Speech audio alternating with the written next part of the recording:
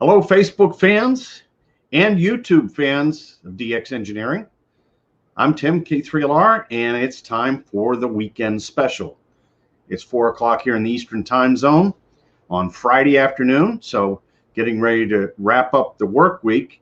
However, we're going to be working this weekend at the QSO Today Virtual Expo, which will start tonight at 9 o'clock Eastern Time, and it will go all weekend until 8 o'clock Eastern Time on Sunday night. It is a full 2-day event, and DX Engineering has a virtual booth. And so if you are around your computer, around your phone, you can log into it and have some fun. There are prizes you can win by visiting booths. And if you go to dxengineering.com, you can click on the banner there, and it'll take you to the QSO Today Virtual Expo, so you can sign up and have some fun. And stop by the DX Engineering booth tomorrow and say hello. We'll have plenty of our staff there, and if you have any questions or you want to see what we have in the hot deals, we will have hot deals for you at the QSO Today Expo. And let's see, we've got Kilo Golf 5 Uniform Mike India on, and 2 Echo 0 Radio Echo Echo. And wanted to tell you if you could send me the magazine. Okay, it's India Tango 9 India Delta Golf, and I will make a note of that.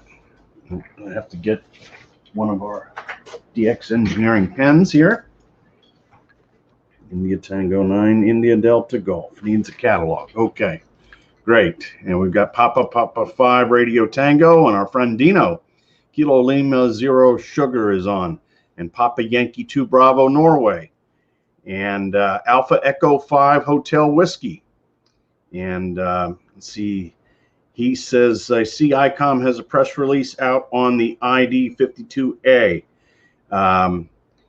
We will have more information on the ID52A tomorrow at the Virtual Expo. So, and the DX Engineering booth is right beside the ICOM booth, which is nice.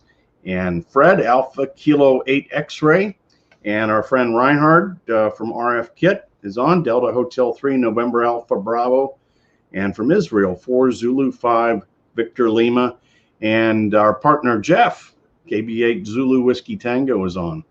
So you may recall we've been working on replacing some of the Yagis here at K3LR, and we started working on the 10-meter tower probably about 2 weeks ago. So we have 2 antenna systems on 10 meters. One is what we call our run station, and that's what this is. This is the 10-meter run station here. And so you see the 4 green heron rotor boxes that are associated with that. And then we have a 10-meter mult station. This is the second station on 10 meters, and the 4 green herons that are associated with that. So we decided to do the run tower first, and so that has 4 Yagis on it at 135, 100, 66, and 33 feet. And so we have got all the new antennas up, and I shot some nice video for you. So we're gonna do that. So I think you're really gonna like it. Let's see. We also have Rick on, Kilo Charlie 8 Sugar Uniform Lima, and Doug Whiskey 2 Golf Tango, and Tim Kilo 5 Tango Golf Sierra, and Dan Kilo 3 Tango Echo Fox, and Larry Whiskey 8 Lima Oscar, Jeff KE9 Bravo Victor, and Kilo Bravo 2 Mike X-Ray Victor is watching, and from Puerto Rico it's Kilo Papa 4 Radio Victor. So I want to tell you about these videos. We will have 4 videos today, And the first one is you're going to get to see the tramming that we do. And the top antenna was done with a crane, but the three side antennas that are mounted on ring rotators were actually done by tramming, where we use a carrier rope, and we also have a load line, and it is pulled up the carrier rope, and there's a pulley there. And so the antenna is suspended from the carrier rope, and once it gets up to in position, then it drops right into the ring rotator. These are TIC ring rotors. And so we're going to show you the tram for the 66-footer. And then I also did a short video on how we actually attach all the carriers to the antenna. And we also have a video of the tramming of the 33-footer. They go very quick. We didn't have any wind, so we didn't have to overcome any of the elements. And so that went really well. And then also, I've got some photos for you too. And one photo is a shot of all four antennas together. And so that it's really nice to see that, and all new shiny DX Engineering aluminum.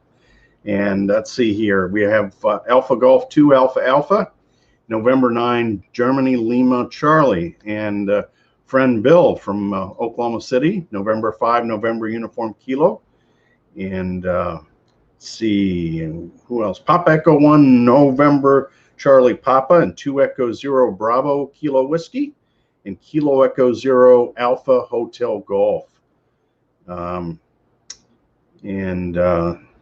Bud, November 3 Tango India Radio, and thank you for your nice comments. And Sugar Victor 1 Echo Hotel Alpha, and Tom WB9 Delta Zulu Sierra. So so the idea with these antennas is they can all be aligned like they are right now. They're all due north. It's all zeros. And so that you get the maximum amount of gain out of the array when you do that. And they're all fed together. So what I do is we take a feed line from each one of the antennas, and when we're feeding all four of them, we actually put them all in parallel. So that what that does is that makes 12.5 ohms when you put 4 50-ohm feed lines or 50-ohm loads in parallel. And then we use matching transformer.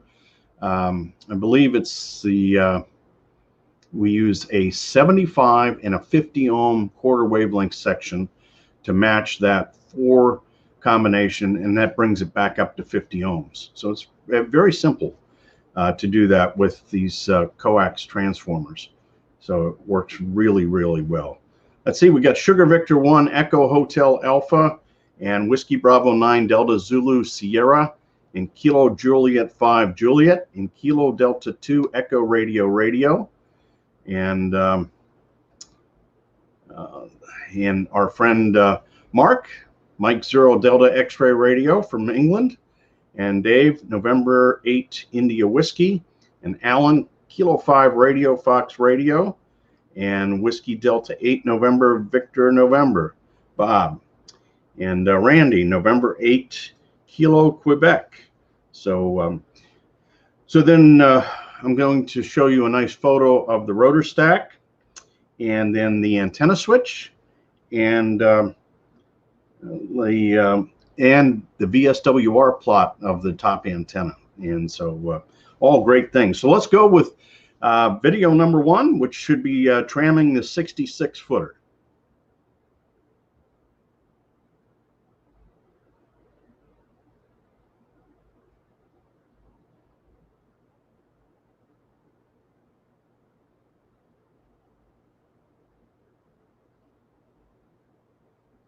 The 66-foot high, 8-element, 10-meter OWA Yagi.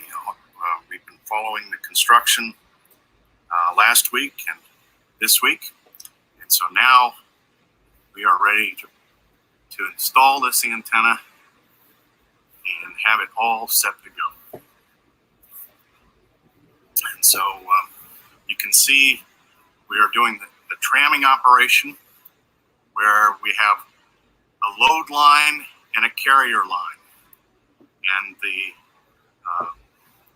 load is the blue, and then it's going to ride up this pulley to get into position.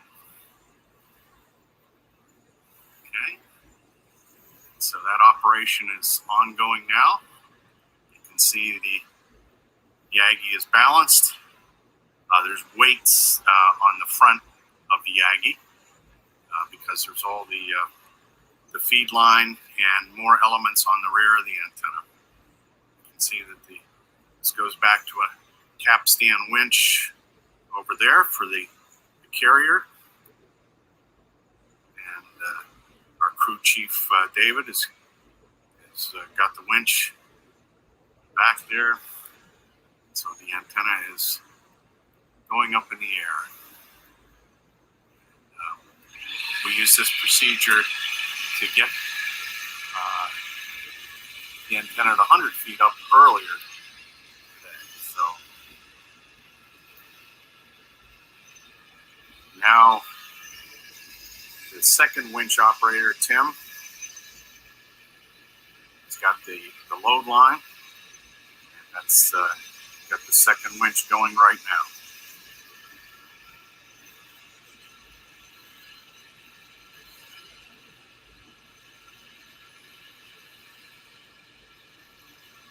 Good progress with the 8-element 10-meter Yagi going in place. So this process doesn't take a long time to do. If it's done correctly, the antenna is well balanced, and got it attached to the proper ropes. 2 winches.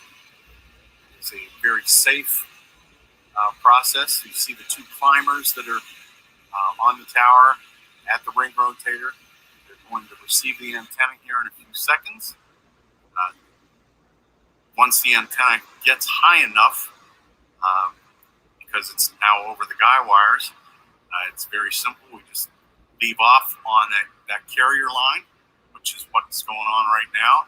And you see that the antenna comes right into the tower.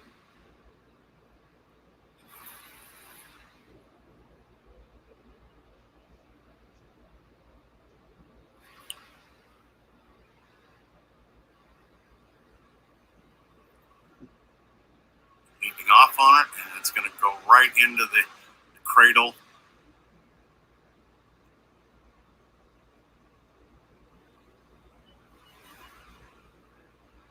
And of course, they have radio communication between all of the climbers and the 2 winch operators. There we go. So that's the installation of the third 10-meter antenna here at K3LR. We might come out and get a little bit more video of the last antenna going in place here later on this morning. So CQ 10 meters.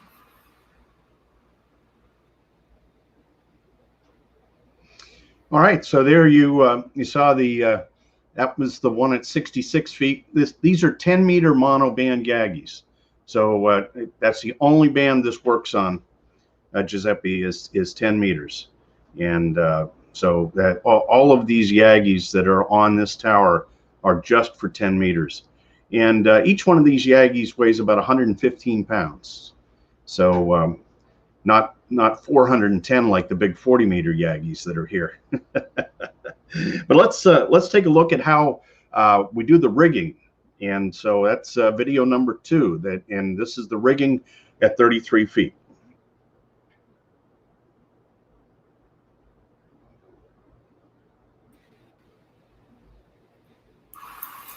And let's take a look at the rigging that David and Tim are doing here. So they're getting ready to take the last 8-element OWA up and put it up at 33 feet in the ring rotator.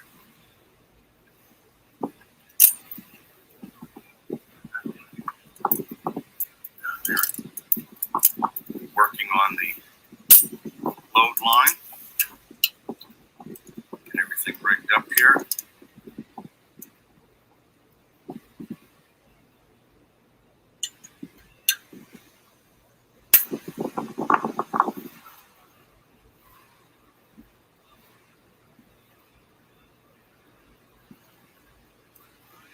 Set to go. Everything has been triple checked, and sweeps that we ran of the top antenna yesterday looked very good. So those are all set, and so these are 3 identical antennas that we're putting up today. Our climbers are in position.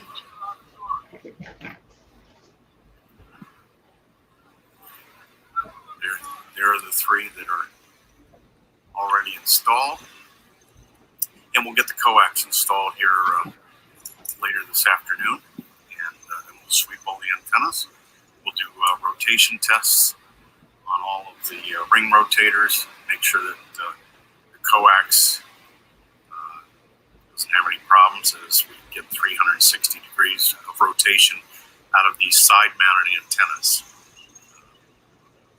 This tower is it's a Pyrod number 18 tower. So this is one of the lowest antennas in K3LR, but it is highly effective when 10 meters is open, which we hope for in a few years. This 33-foot antenna will be very, very useful, especially going into Europe.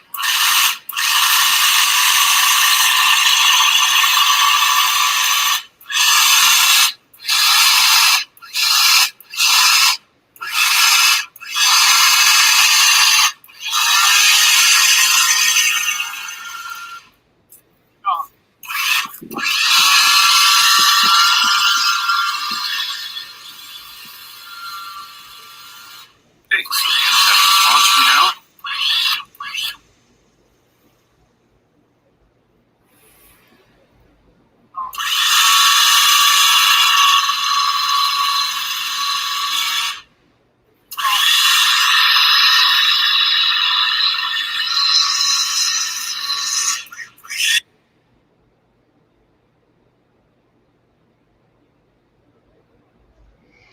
Okay, that's video number 2 showing the rigging that is done to attach to the carrier and load lines. And so Andy and N3TIR asked, what coax are we using? That is almost 100 feet of DX Engineering RG213. So, and that goes to the stack box.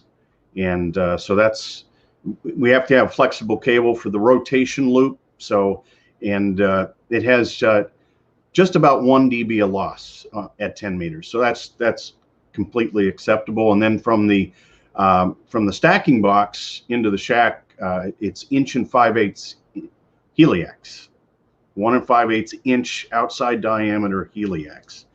And that has 0.2 dB of loss for the 200-foot run. So it works really, really well.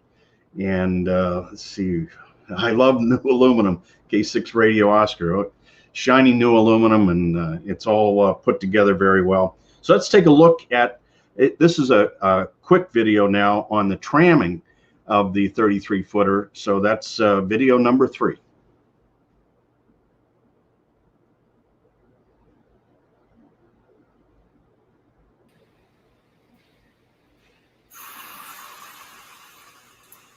Okay, so the carrier line is being tightened up by the winch that is over with David.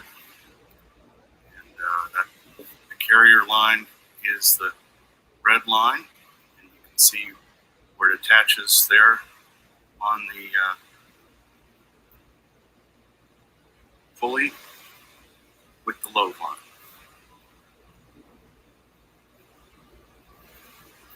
Antenna's going up perfectly level and balanced, straight. And so all we have to do is get it so that it goes over the one guy wire. There's a guy wire that sits at about 30 feet. And of course, that guy is Philly strand, as all the guys are here. K3LR Philly strand. And so the climbers are ready. And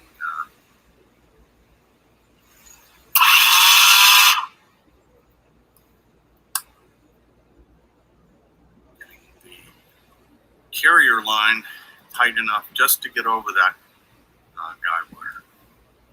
Doesn't need to be any tighter than that.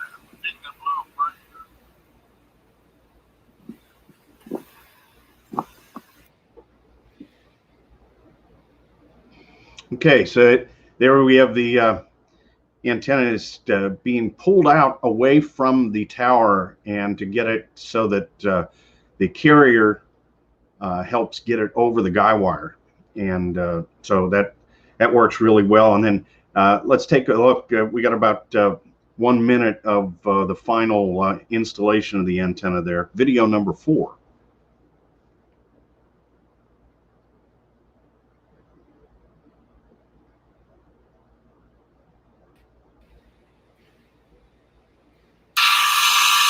The antenna is now getting into position. You can see we're on top of the guy wire.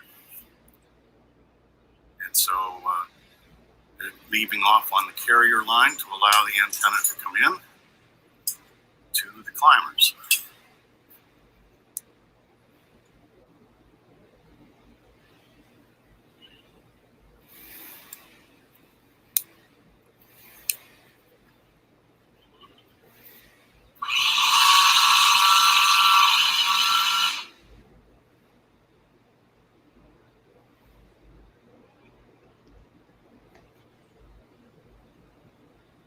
Okay, so everything is just about in position.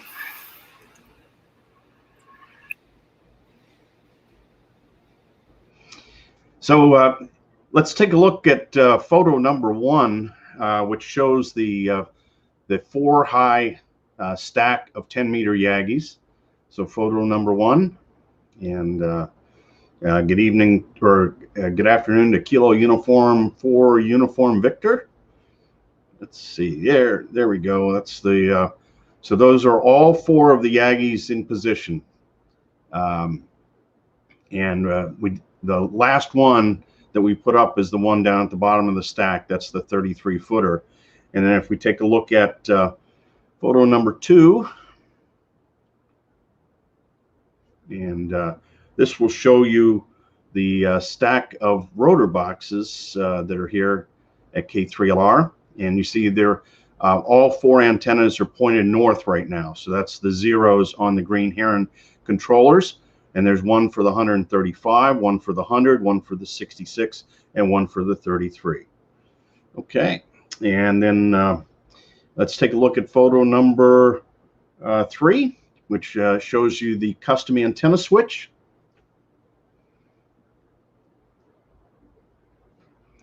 And so there are 10 different combinations that we can use when feeding this array.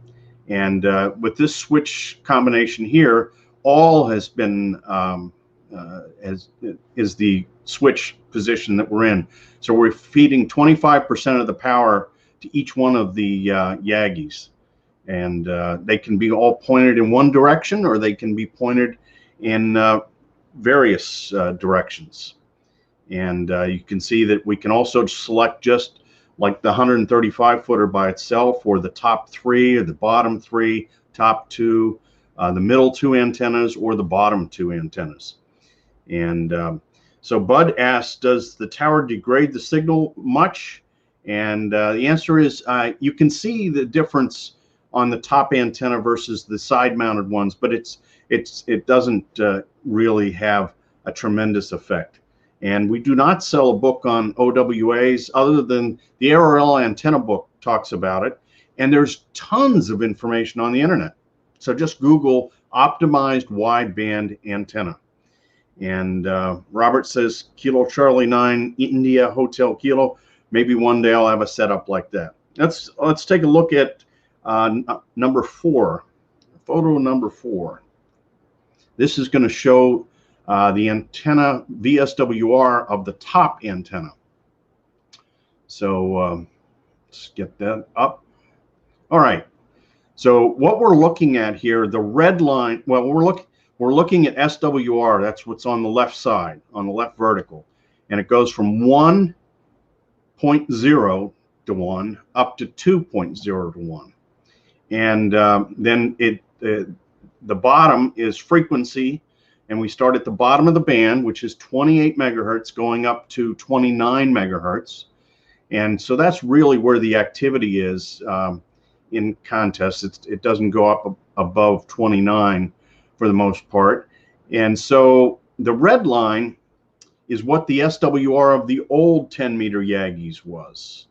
Still really good. I mean, under 1.5 to 1 for a whole megahertz.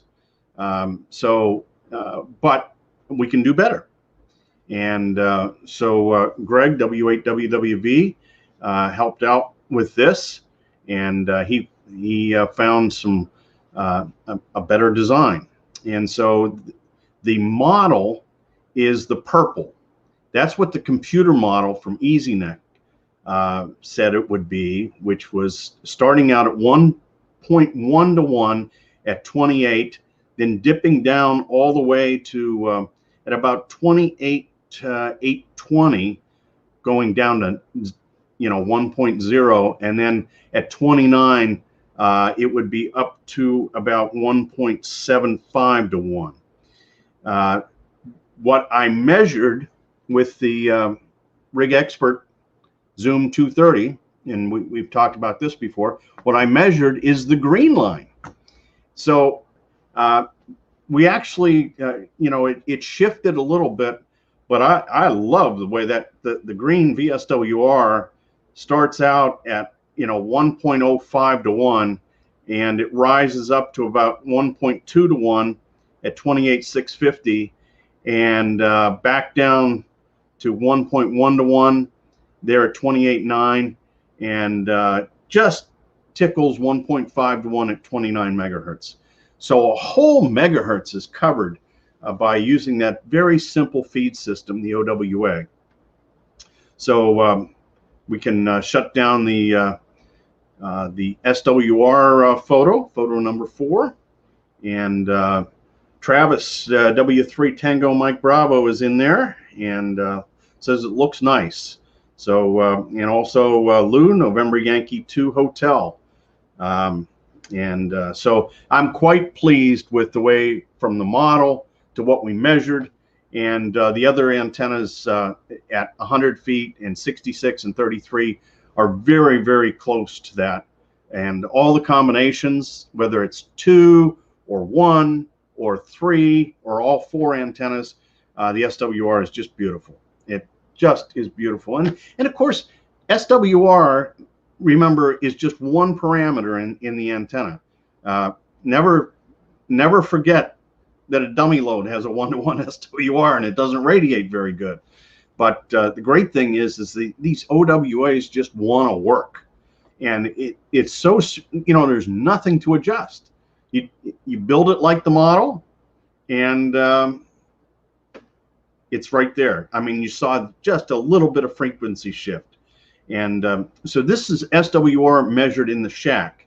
And if we were to go at the antenna, it would measure maybe slightly different. But when you're this close to 50 ohms, the difference is not very, very great. There is some loss. There's 1.2 dB, and there's probably another 0.1 dB in the switch. So there is a little bit of loss, which will actually cause the SWR in the shack to be less than it would be if I was right at the feed point. But when you've got SWRs like that on Yagis, you don't have to mess with the amplifier, because the amplifier is happy no matter if it's feeding 4 antennas, 3 antennas, 2 antennas, 1 antenna. And the way the stack switch is designed, the feed line length never changes. So it's not like you're rotating in the Smith chart. It never changes.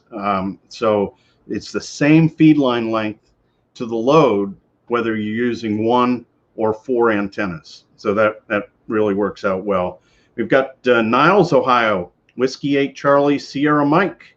And from Ecuador, Hotel Charlie 5 Sierra Foxtrot. And our good friend Kirk, K4 Radio Oscar, who's one of the operators here at K3LR. And Kirk is originally from the Pittsburgh area and now living down in Tennessee. And Kilo Golf 8 Golf Charlie from Cincinnati. And great to have you on, Carl, with us. So I know we went a little long today, but I wanted to show you all the stuff we've been doing here on 10 meters. The next thing we're going to do is attack this multiplier stack. That'll be the last 3 Yagis that we're going to do for the year. And those are currently M squared. So wait till you see the difference in the way the VSWR is going to work on that, because we're just building the same 48-foot booms that you saw there, and we're going to replace the M squared stack, which uses a beta match. So we'll talk about that, have some fun with it. See you at the virtual expo, I hope, tomorrow.